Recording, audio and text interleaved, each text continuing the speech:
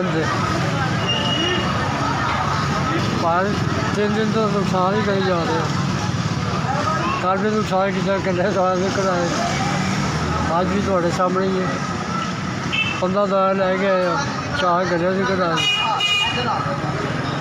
कदे लभ जाते कदे नहीं लभते, 200 250 300 भी कदे फाके ही हो जाते।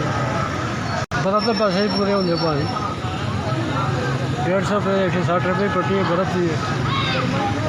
माल के पैसे के पूरे सर्कट पूरा कर रहे किसी तरह का।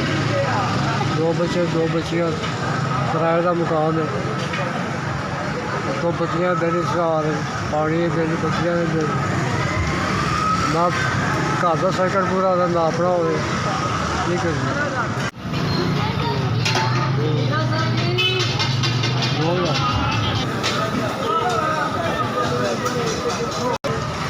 5 में मदद की है। मैं बड़ा शुक्रगुजार हाँ थोड़ा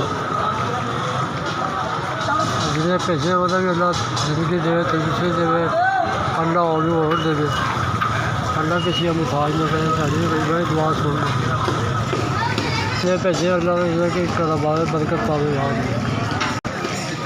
एस पी का बड़ा शुक्रगुजार जिन्हें जी मेरे को पैसे पहुँच गए। आप मेहरबानी शुक्रिया थोड़े बच्चे तंदुरुस्ती दे, जिंदगी दे, अल्लाह किसी का मुसाज न करे।